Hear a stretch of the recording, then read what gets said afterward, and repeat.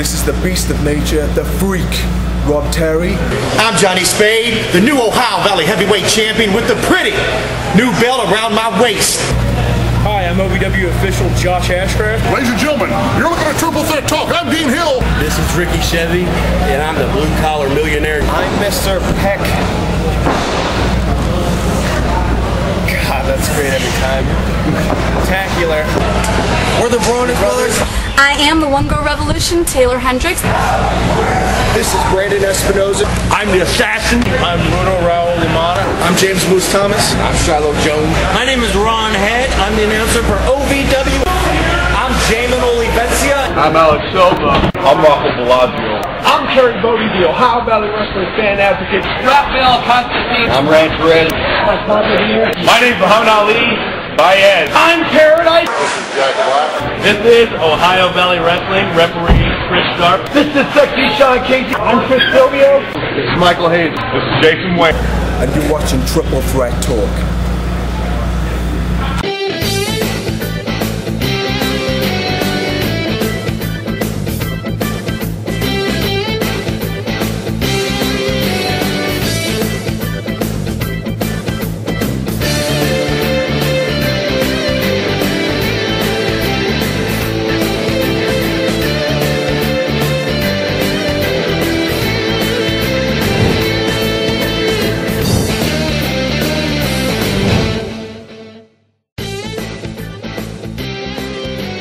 Welcome everyone to the Social Security edition of Triple Threat Talk. We are not qualified for Medicare, guys. Medicare, Social Security, retirement. It's getting dark. Episode 65. The outcome of the show is getting very bleak. Yeah, and then this little guy's in front of me. Who's not down there? Some guy named PostMaster Schmones. So, as we do every week, we will kick off this show with viewer questions. Let's get the viewer questions, Meow. Alright, Meow. Sounds good. Alright, you two, quit your tomfoolery, Meow. From the Buck and Five. If you could only watch 3 sporting events or games the rest of your life, what 3 would they be and why? I guess sporting events, I'd probably say the Super Bowl, Wimbledon, and WrestleMania. I'd probably say the Super Bowl, Wimbledon, and not Wimbledon. Whoa! Wait a minute! Wait, who are you? Super Bowl, WrestleMania, and the college basketball championship. Super Bowl, WrestleMania, and the Daytona 500. That's pretty easy. So, also from the Buck and Five, do you think a game between the national champions and the Super Bowl winner would be a good idea or not? Yeah. No. Bad idea. What people have thought about doing once, just to see what it would be like, would be to take the best team in college football, so the national champions, versus the worst team in the NFL. Yeah. That would be the only way. Because you have to remember, even though there's teams in the NFL that are god-awful, they're still professional football players and they have some talent. You put them against a team in college football, it would be like, for example, like the USC Trojans when they had Matt Leinart and Reggie Bush. You put that against the worst team in that time, that'd be a competitive game. But if you put the best team against the best team would obviously squad. Like, for example, say Alabama wins the national championship is there, and they go up against the Packers. The Packers would kill them. Yeah. It wouldn't be close. Yep. I totally agree. I don't think it would be a good idea. The only way it would work, like he said, is maybe the lower tier NFL team against the national champion. But even then, I think the national champion. I think Alabama would have killed the Colts last year. Oh yeah, absolutely. From the Jeffrey Caster, if you guys could create your own superhero, what would your name be and what would your superpower be? I think we answered this before, I swear. I think we have answered this before. I don't remember, so I checked it off. Alright, so answer it now.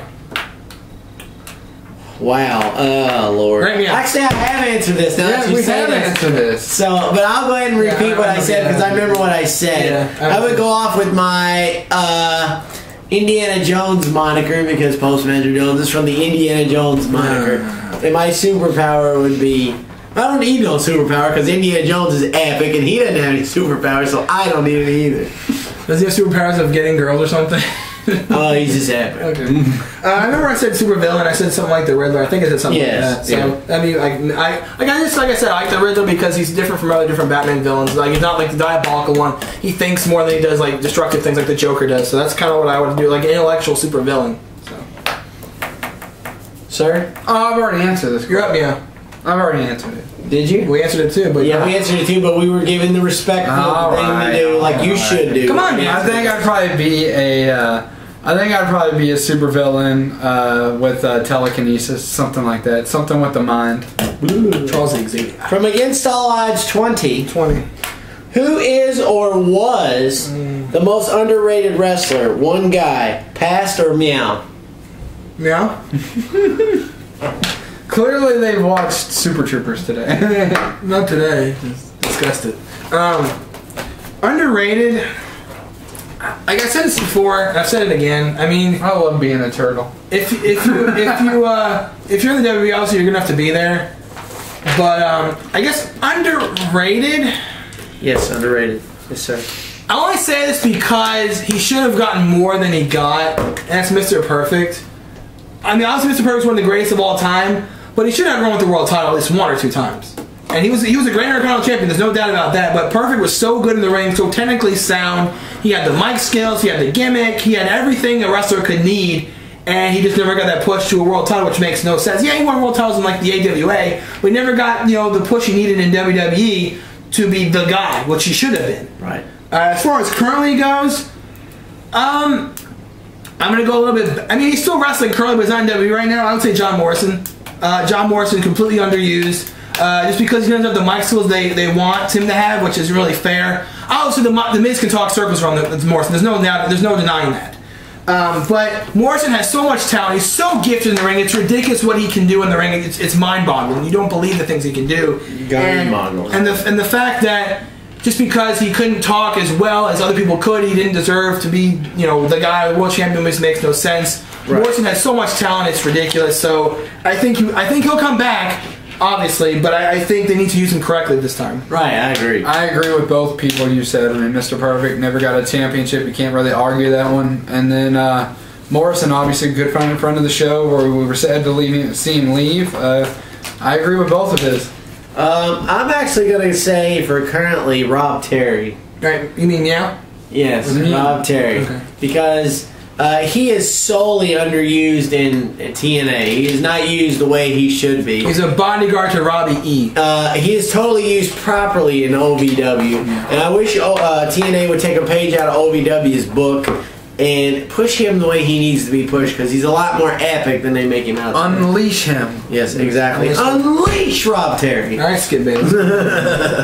If you were on the WWE... What about past? I agree with Kurt Hennig. Okay. Yeah. If you were on the WWE writing team, and your job was to create a new faction, what would the reason this faction came to be, and who would be in it, and why? Because we answered this too. We have answered this one. But I changed my answer since then. What would the reason be? I picked just to reign total chaos and not really be stopped. You know, no rhyme or reason. Right. And I would probably put CM Punk in there. I would put AJ Styles, Lance Storm, and probably I'd have to say to throw everyone for a loop if I was a writer. Just like complete, and this is gonna blow your minds too. I would put John Cena in there to finally see if I could turn him heel. Right, and I don't know if anyone's read it before, but Cena said he probably would never go heel because of, and it doesn't make any sense, I know we're getting off topic, but this is kind of a good discussion for this question, because you mentioned John Cena going heel. He said before that he didn't think going heel would work because he had so much charity and stuff like that, which I get, but The Miz does charity just as much, well, not just as much, but he does charity just like John Cena, and he's been heel a long time, so I don't get where that doesn't make sense, but, you know, it's his words, not mine. I'd definitely put John Cena in there. So, I'm going to go more on the WWE. I think when he said WWE, I thought he meant more WWE, that's why I'm going to keep it there. I would kind of bring back the Four Horsemen in a different way. I'd bring back Arn Anderson as the leader, because he was in the Four Horsemen originally. So he'd be the manager. He'd be the manager. He'd be the man. He'd be J.J. Dillon. He'd be the man. The man. And I put in there, I'm just going to use what I used in W12, in my DWA-Universe Saturday Four Horsemen team. I had it consist of Cody Rhodes, Dolph Ziggler, Christian, and Daniel Bryan were the Four Horsemen in my universe. That's pretty good. So that's my universe. That's what I did. I kind of like that idea. That's pretty cool. I like the idea of Arn Anderson coming back and being the J.J. Dillon of the millennium. I don't like Christian being in there, surprisingly. Okay. And that's why I picked this. Yeah, I know. I do like Dolph Ziggler being in there. I do like Cody Rhodes being in there. I would throw Wade Barrett in there as a. Actually, I have Wade Barrett in my core group. That's Oh, okay. I think they're here over there. Yeah. And not to sound like what the heck's wrong with me and what the heck did you drink at the dinner table, but What the heck's wrong with you? I didn't say it. I might even put, well, cringe when I say it, Jack Swagger in there. What did you? What? I thought you were supposed to watch him when y'all went out. Who are you? Who are you? No. See now, so you opened your mouth and you said what you said. You have to explain why Jack Swagger's in this group. Because Jack Swagger has been going through HE double hockey sticks for the longest time. He's been, losing on a losing streak like no other. Right. We all know what usually transpires after that. A big push. Well, look what happened to Morrison. He got a loser and he pushed out the door. Right, but that was a little different circumstance. I think they want Swagger. I think they pushed him early. Yeah. Realized, hey, we shouldn't have done that so soon. Yeah. So they basically made him down here on the bottom, jobbing to everybody under the sun. Brodus Clay, Santino Marella, Ryback. A lot of people. Yeah, and the whole angle, this got me intrigued on Monday when he's like, I'm leaving, and AJ personally, because it's, I need you. Yeah. I need you, do not leave. I don't think if they wanted to shove him out the door, quote unquote, right, they would have maybe made a skit or a script, thing with that. Yeah. But I'm glad you brought up Jack Swagger, honestly, because WWE put out a thing where it's like, Jack Swagger, how his rise and fall, and how he's done the last couple of weeks. He was ECW champion. He lost. He was world champion. They lost that. He's kind of done nothing since. Right. And the thing is, I'll say this about Jack Swagger. He's a very talented wrestler. Yes. On the mic, he can't talk. And that's just a thing. It's a shame, but he doesn't have any mic skills. He just can't. If they needed a voice for Sylvester the Cat, he would be perfect. Here's the thing. I think Jack Swagger would work as a champion if he had a manager to talk from. Like you said, he needs a voice, right? Yes. So I don't know who that would be. Maybe JR. That'd be kind of neat because they're from Oklahoma. So yes, raise your hand. Can we help you? Not with me. Well, get on that then. But yeah, I think Jack Swagger needs some voice for him because obviously he can't talk on his own. So. He's already trying to imitate JR with that cowboy hat, so I guess it would work, right? From the DJ Becker Show, does Kyle Busch need to win a Daytona 500 or an All-Star race before he gets the championship? Well, does he? No. This just saying Tony Stewart has 3 Sprint Cup titles, not 1 Daytona 500. Yeah, I agree with that. So, I mean, one race doesn't make a man. Yeah, I know you're the NASCAR guru on the show, but I completely agree with that. You don't need to win the Super Bowl or an All-Star before you win the big one. Now, granted, having an All-Star win or a Daytona 500 win looks epic on your racing resume. It looks amazing to say, hey, I'm a Daytona 500 champion. Hey, I won $1 million in the All-Star race. Right. Tony Stewart's never won the Daytona 500. He's been the bride of many times, but never the, Right, yeah. So, yeah. So, yeah. From JB11. JBL. Thank you. 2011. Do you think WWE will ever bring back Extreme Wrestlers again? Again? No. I mean, this is the PG era. Extreme Wrestlers are not going to happen. There's not going to be chair shots to the head. There's not going to be people flying through flaming tables. There's not going to be 20-foot ladders falling on people, like 20 ladders falling on people. There's not going to be, flaming barbed wire bats and just all their other chaotic stuff. Big B, you really ruined my night. Why? Tell me there's not going to be this, there's not going to be that. I'm really upset. Okay. Disappointed. Yeah, sorry, Meow. They're not going to bring them back. Sorry, Meow. They're not. There's no way because they're in this whole PG era. And they're not gotta keep it PG. That's the way it is, Meow. Yeah, that's the way it is, Meow. Exactly. Definitely. By the way, if you're keeping score at home, just, you should have a counter on, how much time we said Meow. Yes, exactly. Yeah. Hey, did you guys ever see that new movie, Apocalypse Now? Really? That's good. Really? It's good. From Brian Rage 96. He's enraged. Why is he so enraged, Meow? Maybe because he's 96. I don't know. What are your thoughts on the whole AJ Vicky Guerrero thing with WWE management? And what do you make of notorious EVE, Eve Torres, as the assistant Booker T's administration? Well, Eve Torres can do anything she wants and I wouldn't hate it. Right. Yeah. Really? She's a looker, that one. Yeah. She's a hooker. I mean a looker. Hey, come on! I can't believe you said that right now. Well, she cost John Cena her marriage. Whoa! the thought, the whole AJ Vicky thing. It's interesting because there's word going around that maybe this might lead to word. No. Oh. There's word going around maybe this might lead to another general manager move. I don't know, which is speculation. Again. I mean, I don't get it because AJ should be more of a management role, not feuding with Vicky Guerrero, which is kind of weird. She should be more business and not feuding with someone that's with Dolph Ziggler. So I don't know why they're doing that. It's just bleh. Yeah, it doesn't really make sense to me. I'm not really whole keen on this thing just because, like, I wasn't keen from the beginning. I mean, it just. I mean, they could have picked someone worse than AJ, but I still was like. Light it up. Yeah. I just, I agree. I don't see this going anywhere. This is one of those storylines where someone's going to ask us next year, do you think this was a bad idea? And we're going to say, yeah. So we're going to wrap up user questions and anoint the viewer of the week and get into headlines right after this commercial break, and we'll be right back. Oh, babe, check this out. Hey, come on. You want a little chippy? You want a Dorito? Are you hungry? I want to get a Dorito. Babe, don't hurt my dog. Come on, get a tip. Come on, get a tip. Get a tip. Come on. Here we go.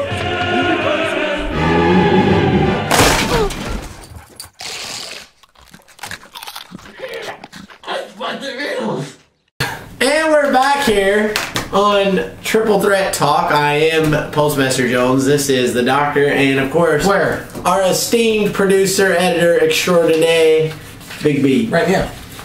So we were talking about EVE, Notorious E. Torres, and the whole AJ Vicky thing, and you guys said it's a mess. Get my broom. Get my broom. It's a mess. And I totally agree. I don't get where they're going. It's like they just kind of threw it together to get rid of Laurinaitis. Yeah, because the thousandth episode, we're all thinking the same. We're all thinking the same thing because we watched the episode together. Yes, we watched the episode together, thousandth episode, and when Daniel Bryan was marrying AJ. And AJ's like, I said yes to somebody else. We thought McMahon married AJ. And then he's like, general manager. AJ, we're like, wait, what? And then you throw Booker T in there and it's kind of like, oh. Shucky ducky. Quack, quack. Exactly. So, from the CAW interviewer, speaking of Booker T. Oh, okay. Can any of us do the spin-a-rooney? Can you? I'll give you this. I could do it, but oh my god, would it be disastrously bad. I'm not even going to attempt it because I'm afraid to break my neck. Yeah, I don't think I could do it. Like, I mean, does it count if you like spin on the ground, like roll on the ground? No, that's just a seizure. Okay. Big B, I think this guy can do it. What guy? That guy. What guy? The guy over there. What guy over where? The cat. The cat? The cat. The cat. The cat-a-rooney. The cat-a-rooney. What's that? Oh, wait. The meow-a-rooney. So you look, the cat's doing it right now before it's on camera. What the hell? From A. Chad Foster. He's doing the meow-a-rooney. John Jones is an idiot and a coward. Whoa. Wow. He is not a fighter. He is an athlete. It's a long shot, but here's hoping Vitor knocks him out. What chance do you guys think GSP has if he goes up in weight and fights the great Anderson Silva? So wait.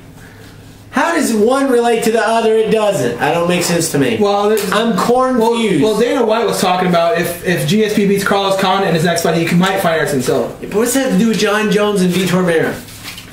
Nothing, I guess. He just made a statement. So why did you throw it in there? Anyway, so I actually have a quote from one of our fans. His name is Billy C. He's a big UFC fan. Billy C. So he says, and I quote, in stand-up, GSP and Silva are virtually even, but it can be argued that Silva may have a slight advantage. However, in the first fight with Chael Silva showed that wrestling can be exploited as a weakness. GSP shines in wrestling and is probably the best wrestler in the welterweight division.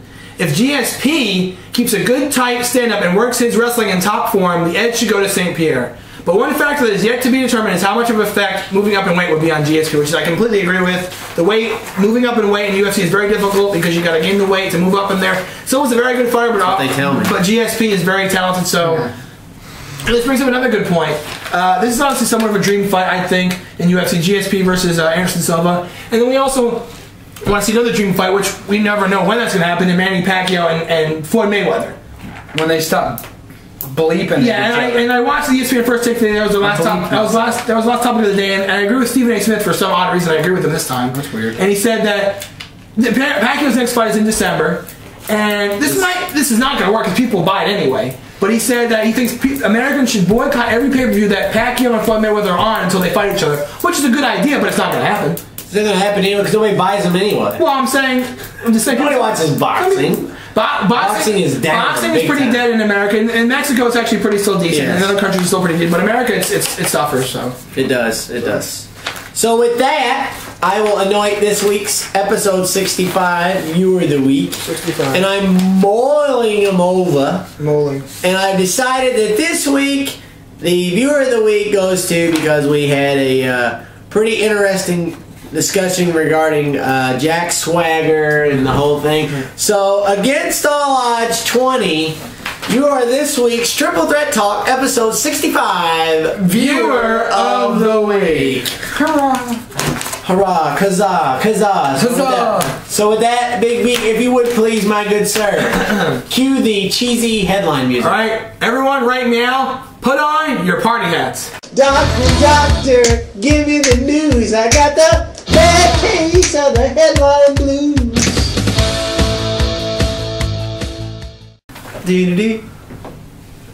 Oh yeah, it's catching. It's the fastest growing trend in America. By the way, you know what I think I saw do the Gary? Andy Roddick. Probably. He did that Gary. I'm just saying. I think he did. Hey, it's taken the nation by storm, by surprise. It's the next John Wall dance. You know who took the nation by surprise? Who? Kevin Ogletree. Oh yeah. Who really? We'll get into that a little bit, but first we're gonna go to the U.S. Open news. Oh God. Too big. It's just too big to talk about. Right? It's so epic we can't even talk about. Two big departures in the sport this past week. One is departing just for the tournament, and one's departing forever. Nah. Roger Federer is retiring, right? Hey, Roger Federer's retiring. Goodbye. Oh, he lost in the tournament. Alright, so I'll go to Federer first. Federer lost for the first time in the U.S. Open before the final weekend since 2003. That's a pretty epic streak. And pretty good streak. And on top of that, this is the first time in Federer's career that he lost in a night session at the U.S. Open. He was undefeated at night. No. Yes. Okay. So he was blinded by the light, baby. I'm the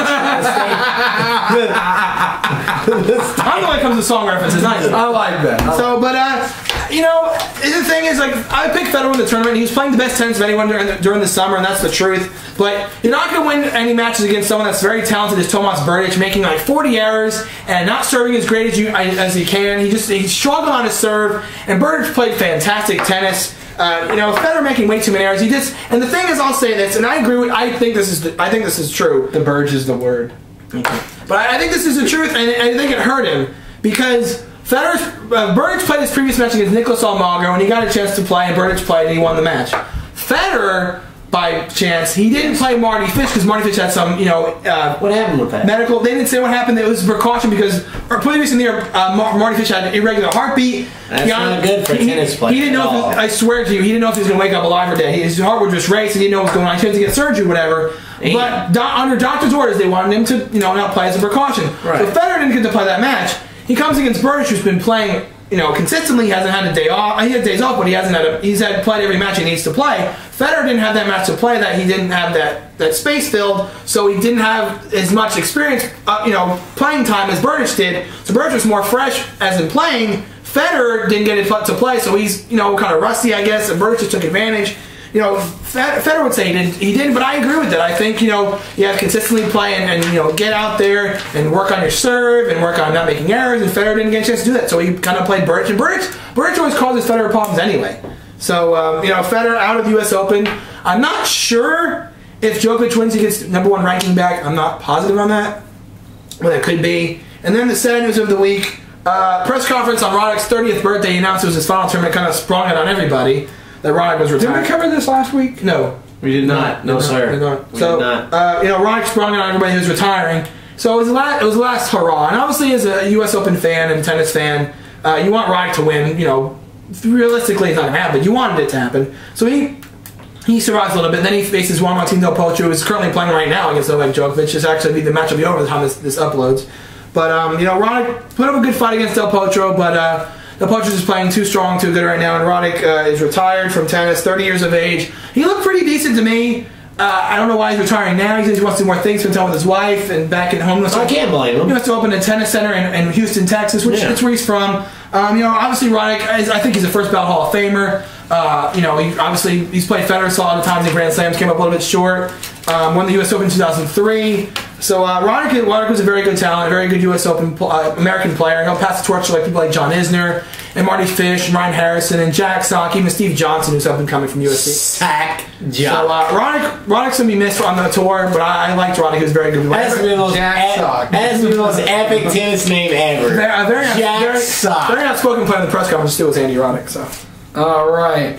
The Reds in baseball get Joey Votto back. He returns, but it doesn't matter because they lose 6-2 anyways. The Reds have been falling apart. No, they're not too great here lately. But it's good because it's all right though because every time they lose, the Cardinals and the Pirates lose too. As the Reds still do continue crushing the NL Central. Had the Cardinals still had Albert Pujols, I would be worried as a Reds fan. Yeah, 8.5 games up. I don't think any Reds fans are worrying right about now. No. But from there, we go to this side for NASCAR from Atlanta. Atlanta was interesting. Yeah, a little bit of error thing. Everybody in the race getting tipsy. No. Maybe before the race. Or after. So, Tony Stewart starts on the pole. He starts first, but then all of a sudden he drops like a rock. That's what she said. He has some very bad issues. We had a lot of motor problems. Motor run? Yes. What's your price for flight? What's that? What's your price for flight? Motoring? Yeah, exactly. Anyway. I like it. Anyway. Carl Edwards, who was trying to get into the chase, had a motor failure, which could have dimmed his chances. The light is getting very small for him to get in. Right. Jimmy Johnson crashes out. But Denny Hamlin comes out on top for the second consecutive week. Right. He has now put a lock on first place going into the chase. The least he can do is tie with either Jimmy Johnson, Brad Keselowski, or Tony Stewart for most wins. So he's all but locked up first place points heading into the chase. So he is on a roll. He's probably definitely your favorite to win the championship right now. This Saturday they head to Richmond. The final chance. Basically, it comes down to Kyle Busch and Jeff Gordon, more or less, to get in for that final spot because Casey Kane has 2 wins, so he's all but sold up the first wild card. Right. So the final wild card spot comes down.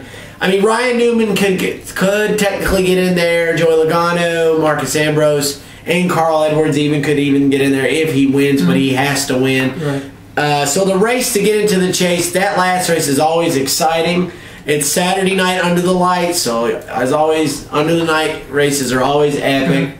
And so it should be a good show, and I'm looking forward to the chase starting. It's always an exciting time in NASCAR. It's just a 10-race shootout, kind of like the NHRA thing, the countdown to the Cup or whatever it's called.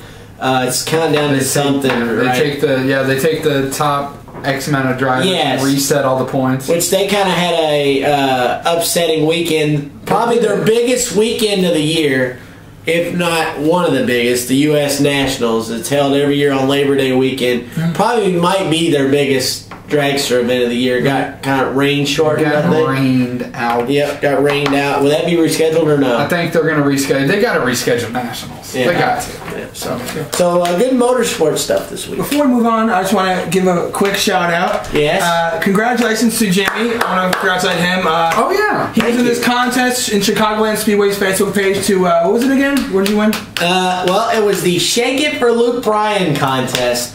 And cat abuser. I'm not a cat abuser. The cat was dancing along. Okay? And I want to send a sincere, and I can't thank this man enough, sincere thank you to the one and only Brandon DeMiro. He edited and filmed the video for me. I want to say thank you to everybody, from my wife, Stephanie, who was the campaign manager, trying to hustle up the votes, to everybody that voted. You, my mom and dad, everybody. So many people I can't mention you. I just want to thank you all. Very much. 900 votes. I don't know. Yeah. Name them all. It'd be like this. Hold 4. Arm bar.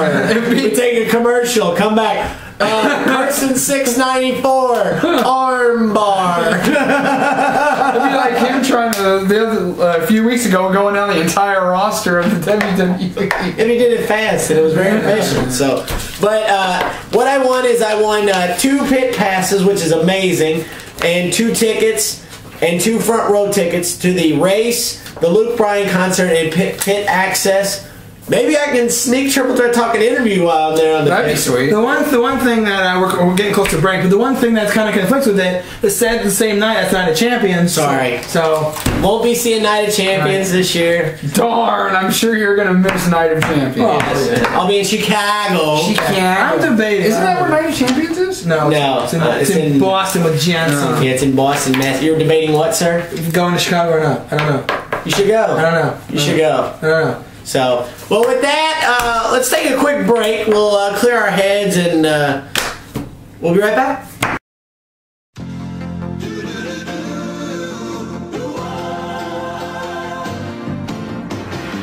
It doesn't matter what comes, fresh goes better in life. With Mentos fresh and full of life. Nothing gets to you, staying fresh, staying cool. With Mentos fresh and full of life. Fresh goes better, Mentos fresh. Fresh goes better with Mentos fresh and full of life. Mentos, the fresh maker. And welcome back. We are trudging right along here in headlines. Yeah, trudging. Breaking news, Big B apparently had some breaking news show up on the Triple Threat Talk police scanner, as it were. Yeah, the police scanner. Now, I heard this the other day, and I was just like, this doesn't make any sense to me. And I think we're all in agreement here. There's apparently a new college football rule stating that if you get hit on a play, and your helmet comes off. First of all, we all know college players don't strap their helmet right anyway. They just leave it hanging. They don't strap it. Okay. So if their helmet comes off during a play, the very next play they have to sit on the bench. Yeah, I don't see why they should be penalized for someone laying up. If it's a clean hit, I don't see why anyone should be penalized, much less the player getting hit. So the perfect example I said this before is like, for example, say Matt Barkley goes out of the pocket, he sees nobody, he takes off, runs, he gets hit, helmet comes off. USC, you can't use Matt Barkley next play. Set him out. That sounds like a disaster, especially like you say you're in a close game against USC. Thank you, USC, and you tackle them, and then you're able to do this and throw the helmet off. I can just see it now. Yeah. Fourth quarter, 30 seconds to go. All tied up. Matt Barkley's going for the game-winning drive against Alabama. Boom! His helmet comes off, and they lose in overtime. Yeah, I can see it. I don't get why that's. I mean, I can get where the intentions are. Yes, because they want to prevent concussions, which is admirable. But it doesn't make sense to take them out of the game. If they're hurt, then yeah, take them out of the game. No kidding. Yeah. But if their helmet just comes up by accident, you have to come out. It's like, but I'm fine. No, that's the rule. It doesn't make any sense. It's a dumb rule. Exactly. College is very odd. No, the other college rule that changed was now kickoffs start from the 25-yard line, which isn't that bad. Right. No. Thanks for MJD came back.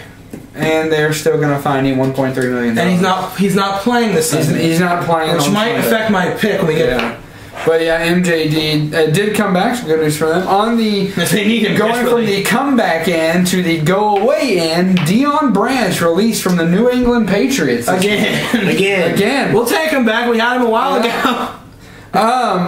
Alabama took the #1 spot away from USC after a blowout win against Michigan. USC was #1 and did not lose. The blowout made a statement to project Alabama to the top. USC blew out Hawaii too.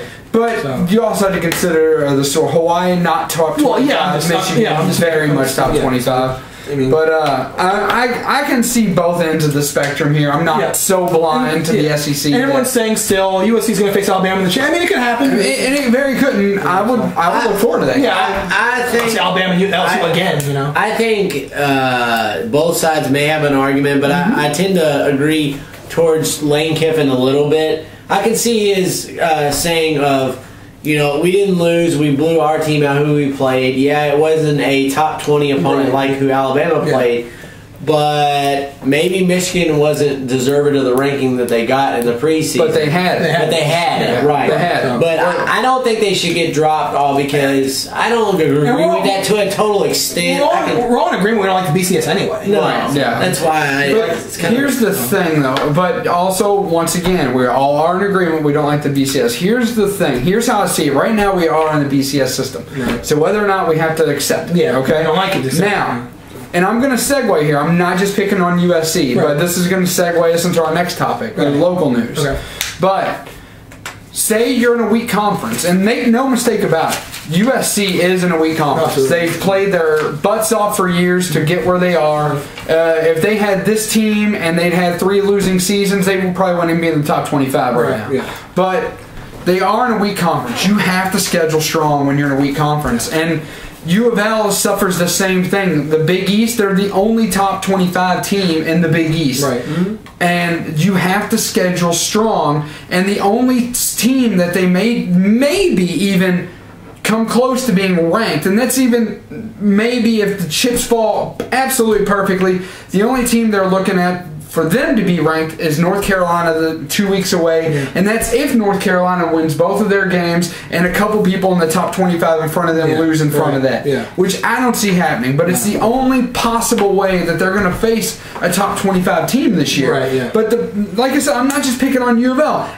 A lot of people they do this, and they think it's a good idea to go undefeated. To me, I understand the BCS. It doesn't make sense, and it sucks. Yeah. But I understand it. If you're in a weak conference, I don't care who you are. Yeah. If you're Florida, USC, or whoever, or U of L, it doesn't matter who you are. If you are in a weak conference, like U of L and like USC, you have got to schedule strong out of conference. You've got to be. To be fair to U of L, and the only reason I say this is because I know this for a fact. The Missouri State game was a last-minute addition. That was supposed to be Georgia. That was supposed to be Georgia backed out. We can't help that. Yeah, can't help that. And Notre Dame backed out of their deal, and they were supposed to play Notre Dame starting this year, and that got delayed. Because of the independent stature of Notre Dame. So they were on the ideal, like you said, of scheduling strong by getting Notre Dame and Georgia. And that would have been a great. That would have been a very good, because you had. I know they're not top tier SEC, but they're still in SEC, so you would have Kentucky, Georgia, and Notre Dame as 3 non-conference. Right. And the bad thing with Louisville too is since there's only 8 teams in the Big East, and I think there's less than that now. For right now, I think this year. Next year will be a lot more. Yeah, but they have to schedule a lot of non-conference games. Right. And when you're preseason ranked, even though they were preseason 25.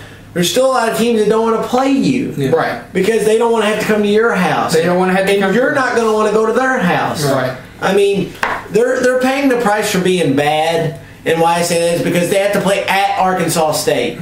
Shoot me. Really? We got to go to Arkansas State? Yeah. I mean, come on, really? But yeah, I mean, but I agree with him totally. Yeah. Like you said, they do need to schedule a power non-conference because of the conference they're in. It just unforeseen circumstances. They had to put a crappy schedule together this year because deals fell through. Right. Georgia backed out. That happens. It's all about the almighty dollar roll. Right now, next year you are going to see the Big East not be the best conference, but it's gonna take about 2 steps up from where it is. Next year, I see the Pac-10 or the Pac-12 being the worst conference of basketball or football. If everybody comes, and right now Boise State has finally settled on coming to the Big East. Yeah. Houston is good. SDSU is good. SMU is good. They're coming back from their death penalty for sure. But those teams right there. Right. And U of L are going to add legitimacy to the Big East again. If I agree with you, they will be better. But if Louisville leaves like everybody's thinking they're leaving, that's going to put a big blow on the Big East. It will, but I think what you're going to see here, and don't take this the wrong way because I already know Missouri, as far as football goes, is going to take the spotlight away from anything Kentucky. Not that Kentucky's a powerful house, but people already say Missouri belongs in the SEC more than Kentucky does when it comes to football. With that being said, when Boise State gets to the Big East, the spotlight's going to be all on them. Yeah. It just is. Yeah. I mean, it just is. One more down the last couple of years. I mean, they are. You know what I wish you could do, and it would never happen. It would be the greatest thing ever. Would be you could be in, say, one conference for football and one conference for basketball. So like, you used to be able to do that. I know, but like it could be epic. Like, okay, we'll just say Kentucky for instance. Okay, we all know they're not that great in football, but they're epic in basketball. Yeah. So why not let Kentucky play in like the ACC? The ACC, or maybe like even something smaller than that, maybe like the WAC or Conference USA in football, so they can be very competitive. And then, can you imagine Kentucky in the Big East? That'd be amazing. But see, the Big East of the last few years has fallen off as college basketball power. I'm just saying an example. I'm just saying. But see, the thing, great to do that. I once again 100% agree with you. But where you're going to come into that is both one thing, whether we win or we lose. Right. U of L and UK fans alike can all agree. We don't want to play each other twice a year. We don't want to do that. Some people love seeing that. Well, I mean, in the tournament time, it's awesome. That was great. That was the greatest thing ever. I'm not going to knock that. I'm not going to knock that at all. That was amazing. But when it comes to regular season, we don't want to play each other twice. It does take away the aura of the regular season game. But to play each other in the Final Four was epic. To say we saw that in our lifetime, so cool. Win or lose, that was epic. I mean, it's very rare. Yeah, so from all this talk about U of L and UK, it takes us to local news. Locally, U of L does in fact beat UK for the Governor's Cup. No shock to anyone. 32-14 was the final on this one. There was some stuff that definitely improved on both sides of the ball for UK and U of L. UK moved the ball. I don't care what anybody says. Yeah, move the ball. UK, this time last year, they could not move the ball worth crap, and it got worse as the season progressed. They put up 300 yards, which hasn't been done since Mike Hartline. They put up 300 yards and 2 touchdowns. Amazing moving the ball. Great stuff. And they confused Louisville's defense. Right, they confused Louisville's defense, so that's good.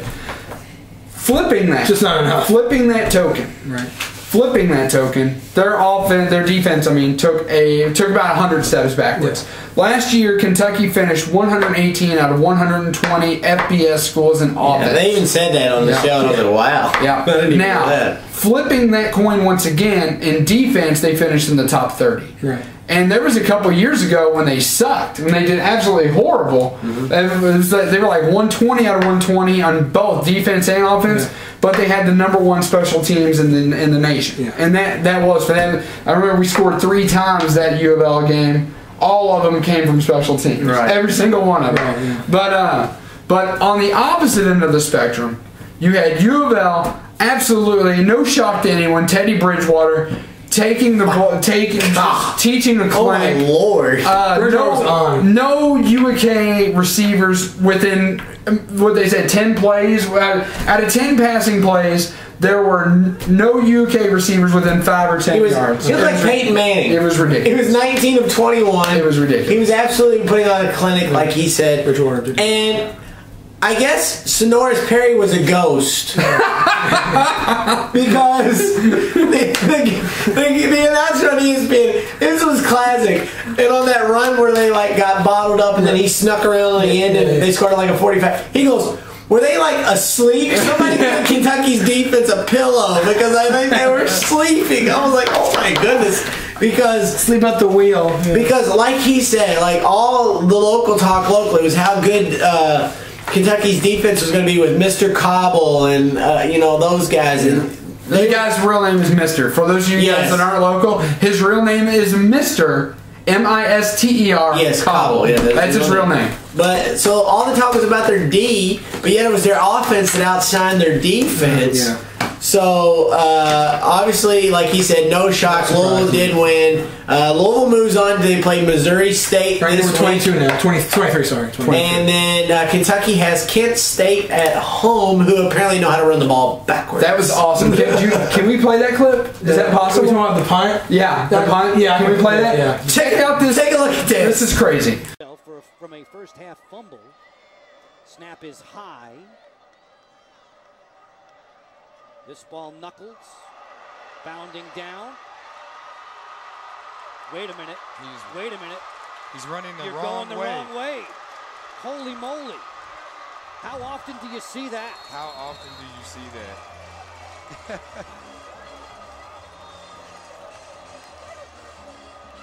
Towson should not have tackled him and let him go into the end zone. It would have been a safety. It appeared to have just grazed Derek Joseph, the return man, making it a live ball. Right. Linebacker Andre Parker then gets confused. There, it hits Joseph. It's a fumble. It's a free ball.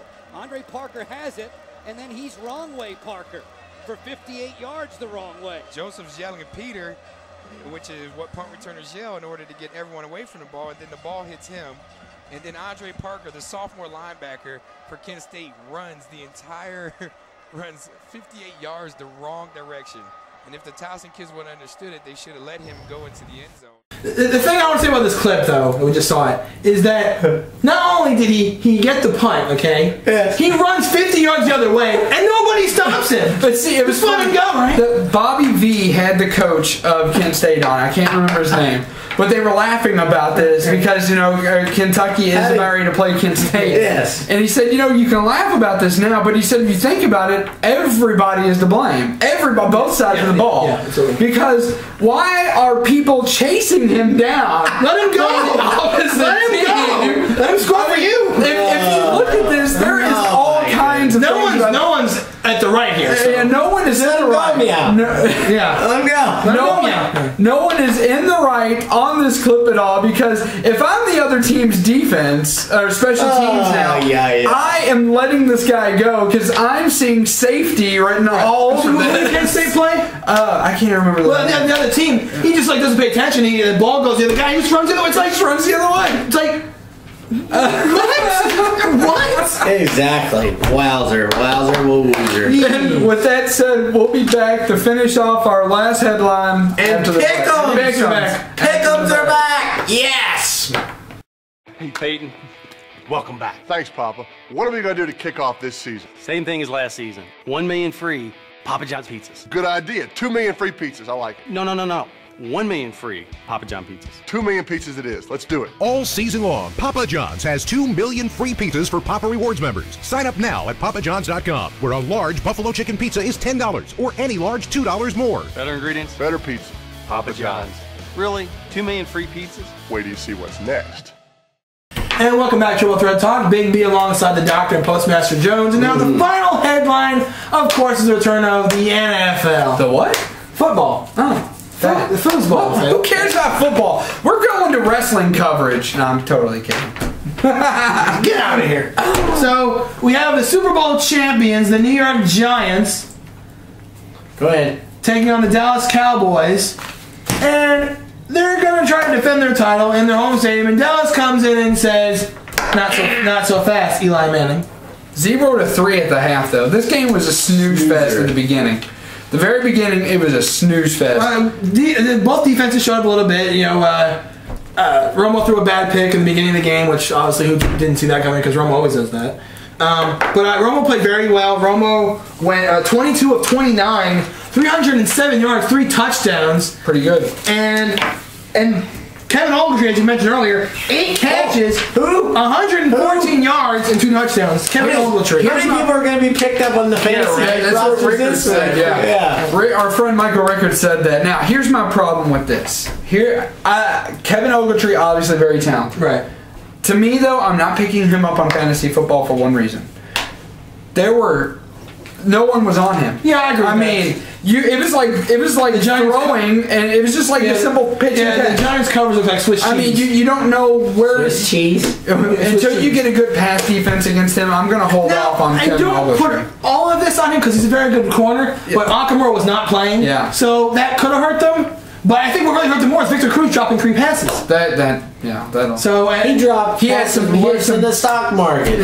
He had some buttered popcorn. I think so. So I mean, Cowboys go in 1-0, defeat the Giants. But we didn't pick it, so we won't count against our pickets. I have to commend Jason Witten on playing. Yes. Jason Witten last rated Cleared at the last minute. He had 2 catches for 10 yards. I know he wasn't a big factor, but he did play, which I think helped him in the end. Now, I will say, on both teams, to both teams' credit, and there was a point in time where Cruz did one of his touchdowns. Cruz did come in. On one of Cruz's touchdowns, he did come in. he saw Jason Witten right there and was about to chest bump somebody. Like, he's looking for a chest bump, realized it was Jason Witten and pulled back. Right. And I saw the defense respecting that because they all know, and make no mistake about it, if Jason Witten would have taken a big hit, he could have been very lethal and done for the season. It could have been worse than that. He could have been killed. Right. And then make no mistake about that. They took a risk on that, and I like the sportsmanship there. Right. If it was a couple other teams, I'm not going to say it, but if it was another team, they would have tried to kill him, literally. And one more thing I'll say is about still the replacement referees were officiating last night, and they're going to officiate this Sunday. The still labor agreement has not taken effect, so there's still replacements. One thing I noticed last night, and there was a couple plays where they called the wrong penalty. There was one that was they called clipping, it was a block in the back, which was completely different. Now, I'm not an official. I am not an official at all. But I know some of the calls and what they look like. Okay? Isn't this delay of game? Yes. Okay. Now, there's delay of game on Dallas. One of the referees goes like this.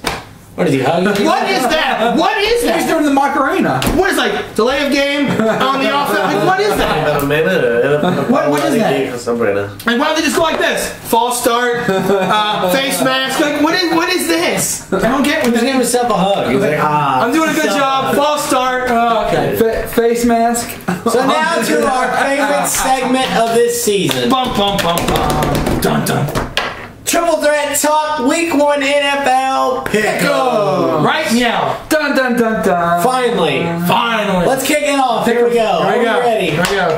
The St. Louis Lambs. They're bad. Oh, yeah. Rolling to Ford Field in Detroit to take on the Detroit Cowardly Lions. They have Stafford, they have Calvin Johnson, they have Sue. They're gonna wallop the Rams. And they have the Madden curse. Well, the curse, they can have the Madden curse. They can have any curse in the world. They're still gonna beat the Lambs. They're gonna beat the Lambs. Detroit. The Atlanta Falcons go to Arrowhead Stadium to take on the Kansas City Chumps. I don't get where everyone's thinking the Chiefs are gonna be this amazing team and go 11-5 in the division and win the AFC West. I don't see where they have the talent, so I'm gonna go. I know Arrowhead's a tough place to play. I know that, but I think the Falcons are just a little bit better than the Chiefs. I'm going to go with the Falcons. I'm going Falcons. I'm going with the Falcons. Oh boy. The Washington Robert Griffin III's go on the road, and I'd watch it, to the New Orleans Bounty Gates. This is a tough one. This is Griffin's first game, so I think there's going to be some jitters there. According to you, it's not. Well, it's his first regular season he would fail. There's gonna be some regular season jitters for him. It's expected. They're playing in New Orleans. I like New Orleans at home. I like New Orleans. I take the Saints. Win the Saints. Yeah, we're agreeing on everything now. The Philadelphia Beagles go on the road to whatever stadium it's called now to take on the Cleveland Brownie Mix. Gee, let's think. Who's gonna win this game? Let's see. Wait. The Browns have Eagles. I'm going Eagles. I'm going Eagles, and at this rate, where nobody's going to get hit. This is staying with you. The New England Unpatriotics Tom Brady go on the road to Nash Vegas to take on the Tennessee Two-Steps. I think we're all going to agree. This could be another one of those games where the Patriots won 60-0 the other a couple years ago. In the snow, Jake Lockers he's starting quarterback this time. Tom Brady's gonna shred that defense. I think I picked the Patriots. Patriots all the way. Oh God. The Hard Knock Dolphins. The Hard Knock Dolphins go on the road to Alliance Stadium in Houston to take on the Houston. We have a problem. You had to do it. That's not an official name. He just picked it. But I like Houston. Houston's a very good team, one of the best in the AFC. I like Tannehill a lot, but he doesn't have enough weapons, so I have to go with Houston. I'm going Houston. Oh my God, Houston! Who's gonna have Domo? Everyone shares it. The Buffalo Jills. Really? Go on, Rickard. Couldn't you give us a better name than that? The Jills. Go on the road for the second home game in New York this week. The New York 747s. No, they're not the T-Bows. This is a pick'em. Because I think this is pick'em. Well, very good. I think the Bills. We don't have to check him for a concussion anymore. I think the Bills have improved on defense since they added Mario Williams from Houston.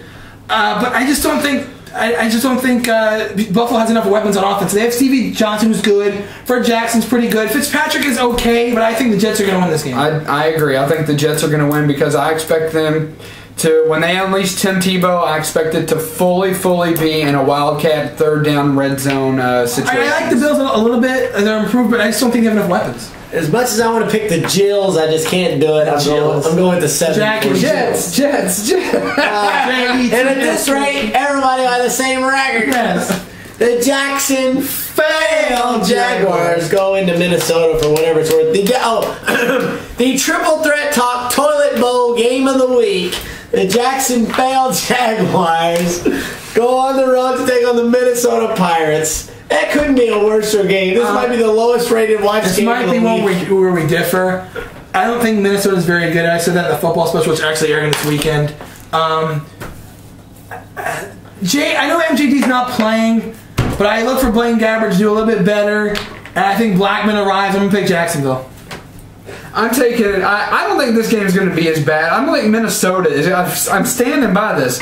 They got better as the season went on last year. Christian Ponder had a great rookie year. It wasn't spectacular by any means, but it was great. He showed promise. He made the mistakes a rookie should make, and he corrected them later in the year. Later in the season, he has ADP. He has Percy Harvin. Yeah, if ADP stays healthy, and that it doesn't matter because he still has Percy Harvin. Yeah, it's one receiver. But he is Percy Harvin. Again, if he stays healthy. Jared Mayo, Jerome Simpson now. Yeah, Jerome Simpson now. Jared Allen. Jared Allen, thank you. I said Jared Mayo. Yeah, Jared Allen is, of course, leading this defense. I'm taking the Vikings all over this. I'm taking the Vikings. So this starts Big B's trek of downward spiral. Indianapolis Lux. Yes. Versus the Chicago Black Bears at Soldier Field. Hey, Luck, I like you. You're a nice kid. You're going to be a star in this league, but against that defense, you're going to cry. Bears. In Soldier Field even, too. Bears all the way. Are you ready, fella? Are you your favorite name of the week? The San Francisco 49ers go on the road, and they take on the Green Bay Cheeseheads. This is obviously the feature game of the week in the NFC. I think it might be the top 2 game of the week. On Fox. They're already saying that this game could be contender for game of the year regular season. That's a little bit too. They've said it. I've heard it said multiple times this week. That's too early. The only reason I'm picking Green Bay because it's in Lambeau. I gotta go with Green Bay because I gotta go with Lambeau. They're 5-point favorite. Green Bay is. It's because still 5-point field. It's a Lambeau factor. 5-point favorite at Lambeau. The last few times the 49ers have made the trip to Lambeau, which has been every single time lately, they've lost, okay? Green Bay has not played this San Francisco team. They've been a lot of the same players. They have not played Harbaugh's Niners. They have not. And it's because of that, and because it's the first game of the season, and I paid for not doing it last year, I'm picking the 49ers. You picked the Packers over there. I'm picking the Packers at home. Yeah, okay. The Carolina Cam Newtons go on the road to take on the Tampa Bay Buccaneers. I like the improvements Tampa Bay's made with Greg Schiano as the new head coach. But I think Cam Newton's going to shred that defense. And Cam Newton's going to throw it all over the place. He's going to run over the place. They're going to spread to Steve Smith. D'Angelo Williams is going to run everywhere. I go with the Panthers. Panthers. Oh, Carolina. The hell Next game. Next game. All right. Your favorite game of the week. The Seattle Sea Chickens go on the road to take on the Arizona, I don't know who my quarterbacks are, Fighting Cardinals. We're going to pick Kevin Johnson. Russell Wilson making his first start. Over Matt Flynn. He proved that he deserved the job in preseason. I'm a little bit worried because Marshawn Lynch is day-to-day with back spasms, so he might play, he might not. That 2 tight end set is gone. They got rid of Kellen Winslow because he wanted a new contract, so he's out. The defense has been stepping up a little bit. I like Seattle only because I think Wilson is going to be able to pull this off. I like Wilson. I'm going to go Cardinals. I think Fitzgerald, and Beanie Wells, I mean, and this is no disrespect to Seattle because I think, we covered it in the football special. We both shared our feelings about Seattle. I just don't think, among many things that Seattle will do well this year, I don't think their run defense is going to be one of them. I think Beanie Wells is going to have a field day. And I think Beanie Wells and Larry Fitzgerald together are going to really break open the lanes, and I'm picking the Cardinals. This will be the first time this week that we disagree, kind sir. I will go with the Seattle Sea Chickens in a victory. All right. Now the Sunday night football game of the week. Probably the most anticipated game of the week because it is the return of the Sharif. Your game is the biggest in the NFC. His is the biggest in the AFC. Absolutely. The Pittsburgh Steelmen. I still don't like that one. I know. Go on the road to Sports Authority Field at Mile High to take. What the heck was that? The Denver Falcons. The Denver Mannings. Wow. I don't know what that was. Squeaky doors. We must have some Triple Threat Talk teeny boppers trying to get in here. So, Pittsburgh doesn't play well in Denver. This is a tough game, though. Still, Ryan Clark is he doesn't play there because of the altitude. I'm sorry. Manning's going to shred that defense. I think so. Peyton Manning, like we said before, Tebow beat them.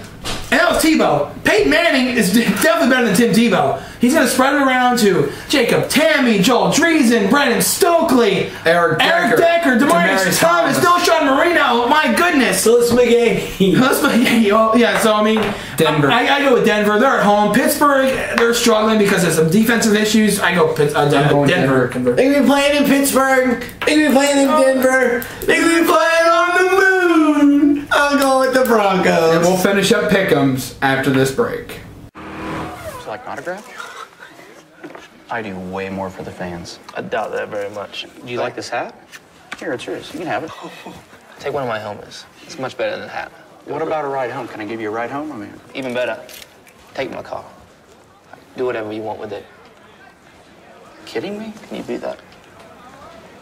I don't think so. True champions know what fans really want. Mobil 1, the official motor oil of NASCAR. Many champions, many fans. One oil, Mobil 1. And we are back here on Triple Threat Talk, and as we were doing before the break, we will wrap up pick'ems. So let's delve right into this Monday night doubleheader. Dun dun dun dun dun dun dun dun dun dun. Bum bum bum. The Cincinnati Bungles go on the road to Baltimore to take on the Baltimore Ratbirds. This is going to be a very competitive game. Both teams are very good. Dalton had a great year last year. The Ravens defense is a little bit struggling a bit without T-Sizzle, as he likes to call himself. T-Sizzle. But I think Ray Lewis in that defense is going to step up. I think Ed Reed's going to be all over the place. I think Ray Rice is going to run heck on that defense of the Bungles. And Rough shot, as I picked the Falcons. I picked the Ratbirds because I think Ray Rice is going to have a great game. I'm taking the Ravens. People are worried about Ed Reed and Ray Lewis tiring out as the season goes on. They're not going to be tired the first game of the season. I think that they're going to run this show. Quote the Ravens nevermore. Okay, they win. Let's move on. All right.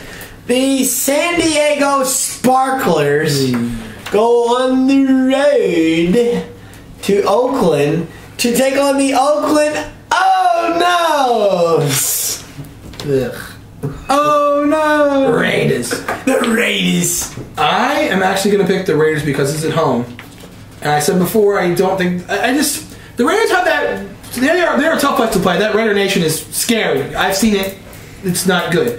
I think... Carson Palmer's not a great quarterback. I mean, if you could pick quarterback between the two, I'd pick Phillip Rivers over Carson Palmer. Mm-hmm. But I think Darren McFadden's going to... Again, I think he's going to run really well. Darius Herbert-Bay is a fast receiver, and I think the defense is going to step up and shut... Because San Diego, they don't really have anybody anymore.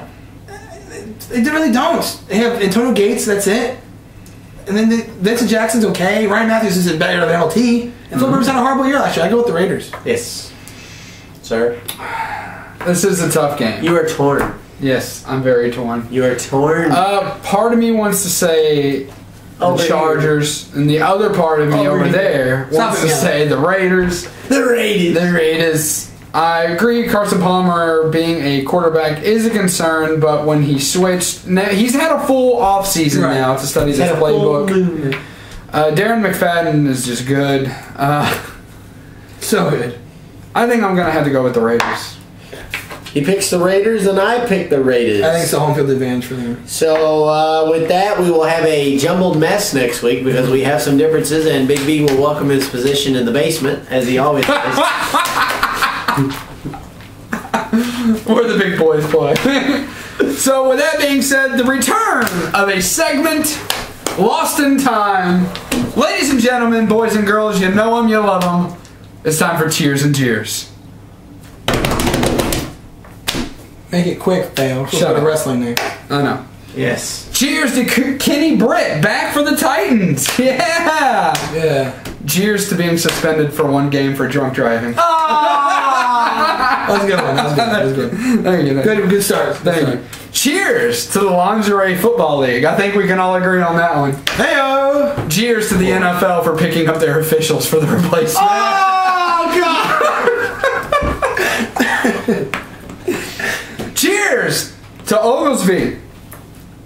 Jeff Oglesby. Yeah. Okay. Cheers. Cheers. Cheers. But cheers to the rush of fantasy players who will be picking him up because he had openings the size of the Mack trucks. Fails Ogletree. It's Kevin Ogletree. He's about the golf. He's about the golf. Sorry. All right, 2 of those were really good. That's Oosthuizen. Yeah, you're thinking Oosthuizen. Oosthuizen. Isn't Jeff called Jeff? You voted like an Italian beach Jeff player, by the way. Oosthuizen is. And cheers to CM Punk for being straight edge. Cheers for using that straight edge on his forehead. Oh! Nice one. All right. So successful return of Cheers and Cheers. Didn't happen. 3 out of 1. It didn't happen. It didn't happen. No. I don't know what you're talking about. CM Punk did not really cut us out. Yeah, moving on to wrestling this week. We found that out. Yeah, moving on to wrestling this week. By the way. It's still funny. I know. Yeah. I agree with it. It didn't happen. So, for the first time in a long time, we have an interview. We do? Well, we have an intro, a new intro. You have an epic A new intro. I must say, sir, congratulations on your interviewing skills. I know you normally like to be behind the lens. But Well you done, sir. you delved out of that lens and you showed your epicness behind the mic. And you didn't cower. The one and only. I wanted to cower. The Welch Colossus. Rob Terry. You're not Terry Bodie. I'm trying to be. Rob Terry Bodie. Take a look. Take a look. Triple Threat Talk fan, this is Big B here with probably, well, literally the biggest guest we've ever had on Triple Threat Talk, Mr. Rob Terry. Rob Terry, it's great to have you on the show, sir. Thanks for having me. Thank you. So we usually ask the same wrestlers, the question, every question. How did you start professional wrestling? How did I get my start in professional wrestling? Well, professional wrestling was a big part of my life in Wales. I mean, it's something that you either like or you hate. And for me, I was a huge fan. I loved it every week I could. I was over a friend's house, and we'd make sure we watched that, all the pay-per-views and everything else. That was one of the major influences due to the way I look that I am. Obviously, you know, I was a big admirer of some of the physiques in wrestling back in the day. So that's what really drew me in. I was a fan all the way through. I want to say there were times when I was working a lot of jobs back in the UK, and I really didn't have the chance to watch it every week at a certain time in my life. But then I got into natural bodybuilding. I did extremely well in that. I came over to America, I competed, and that's where there's a different organization. They saw me and they said, "Hey, dude, have you ever thought about getting into professional wrestling?" And I was like, "Yes, I have." You know, I tried to send off tapes to America. At the time, nothing really came up that positive. So I did try. There were certain times in my life where I really did try, and if the certain companies would be in the UK, I'd make sure I made a trip down to try and audition. That didn't work out either. So everything just really came full circle for me, and at the right time, at the right place. I turned professional in natural bodybuilding, and that's where I really had my break. I came over to America, I got trained up, and it just went from there. It was something that I realized even more so than a fan, that this is something that I want to do, and I know it's something that I can do. So it's the perfect match of my training, of the competitiveness in the ring. Everything to me is just great. It's the lifestyle, it's everything that I want to do for the rest of my life. Right, that's awesome. Also, another question, obviously, if you watch the show, you know Rob Terry not just from OVW, but also a TNA superstar as well. So how does that transition for you, being in a company like TNA and then coming here to like training grounds of OVW?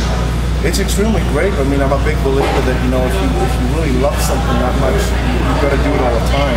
So this gives, OVW is the perfect place for me to excel, you know, so that when I'm in TNA, people see a different side of me, people see different things that they haven't seen before, and we know that there's a great bunch of people here. There's so much talent in OVW.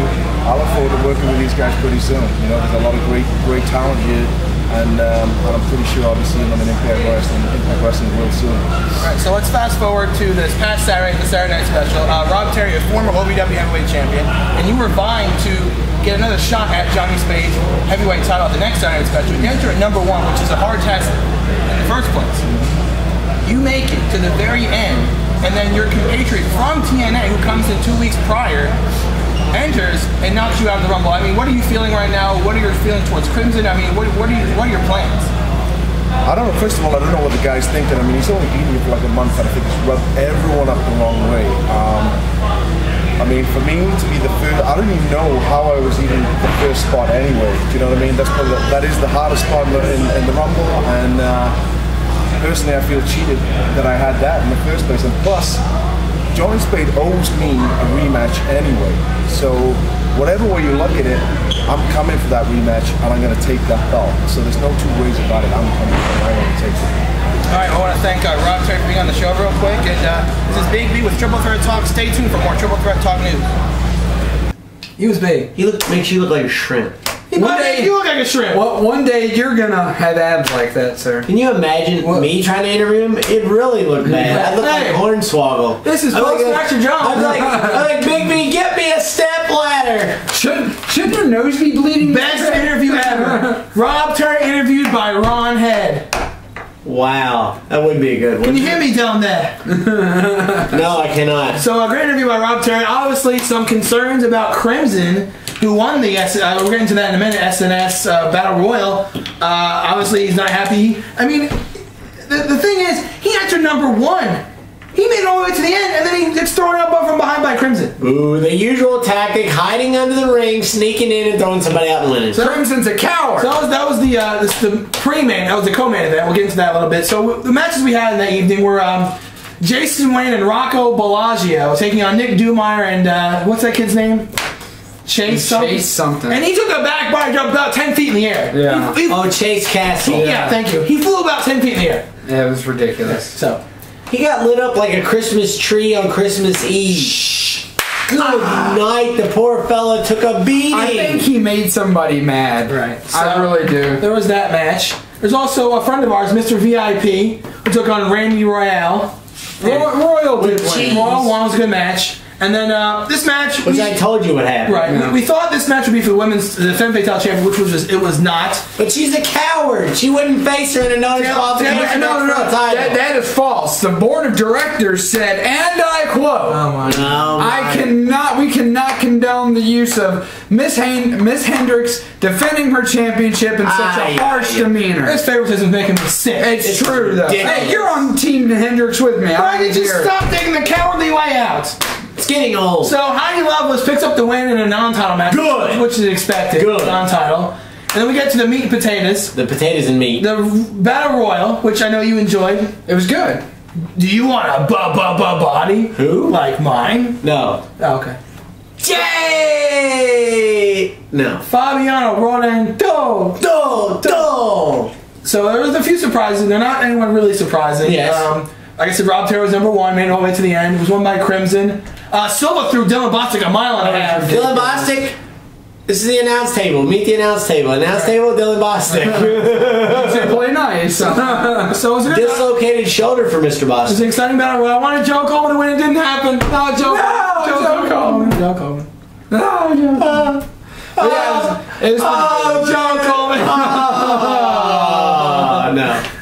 So then we had the main event, which was very, very good. Amazing.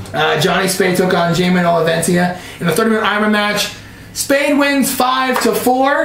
With the first three going to Mr. Olivencia. Right. And he won with a super kick off the top rope. With 2 seconds to go. Jamin jumped and they nailed him with a few seconds to spare. And this just in. Right after that match, right after that match, Jamin Olavencia filmed a promo for what's that? Devil's Girls? I don't know. He filmed it way Bad Girls, and he was crying. He filmed it way before. He filmed his trial for WWE. Oh my goodness. But very good match with Spade and Olavencia. I think this feud is finally over because after the match was over, Crimson came out and speared him, and that sets up the feud for the next time. Spade. Yeah, speared Spade. It's Wednesday. I was the lone attendee for Triple Threat Talk at OVW. Just to kind of preview that a little bit, you had a Triple Threat main event. By the way, you have something for me, don't you? I might. Okay. Johnny Spade versus Rob Terry versus Jesse Goddard. Jesse Claus. The Mobile Homers took on. It slipped my mind who they took on. We also had a kind of a vignette with Rob Terry and Johnny Spade. And Johnny Spade told him, look, man, the Crimson's trying to get in your head. You know, check that out. Good stuff. Crimson wasn't there to my surprise. I was kind of surprised, but good stuff. Oh, we also had Alex Silva versus Jamin Olavencia, which was very good stuff there. Very surprising to see the winner of the battle not there. Yeah, I know. But good stuff by OVW as always. Thanks as always to all the fine folks at OVW, from Frank Miller to Al Snow to Danny Davis to Terry Bodie to Cheryl Conley, everybody involved. We can't thank you enough. And as always, go to www.ovwrestling.com and check out all the latest stuff. Or you can go to thefanadvocate.com. You can check out the show on Blip TV. It's up there. Or if you live locally, WKYI channel 138. Saturdays at 1 o'clock and 9 o'clock Eastern. Right. And 4 weeks until something big. Just really write that to see that. Big. Can you just say big? Big! No one saw that. Big. Anyway, what's big? 4 weeks, we're going to find out. Really? What's happening in 4 weeks? We'll find out. Okay. Whatever. So, we'll see. Moving on there's this big announcement. Moving from OVW to Raw. Nothing really outstanding happened this week. It was a decent Raw. I watched it. It was pretty decent. The match was really good. Orton and Ziggler had a very excellent match. But the one thing that I remember from Raw, and I think we all remember this, was the very end.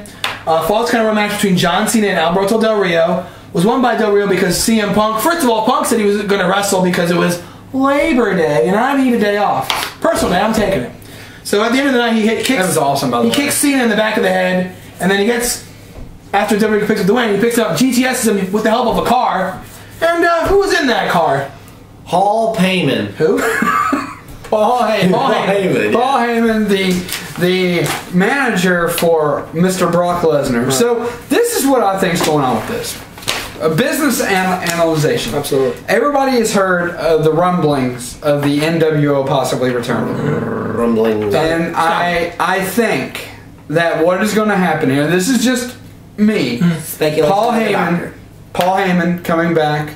They're going to start the NWO with Brock Lesnar, CM Punk, and Jack Swagger, and it's going to go from there. I disagree with two of those people. Well, think about it. Before you disagree with Swagger, I'm saying Brock Lesnar is a loner first and foremost. Well, I know he is a loner, but there's no doubt about it. The NWO needs a powerhouse. He can't get along with anybody. He is in with Paul Heyman, so it would make sense. You're not going to have the NWO with Paul Heyman without Brock Lesnar. It's not going to happen. I don't see an NWO storyline at all. But me personally, I think what I think is going to happen with this, I think first of all, CM Punk doesn't need anyone to talk for him anyway. No. He can talk just fine. Right. Yes. But I think this kind of bonding between two of the greatest minds right now, Punk and Heyman, would kind of be interesting to see that. I would like to see that, and I think it'd be interesting to see.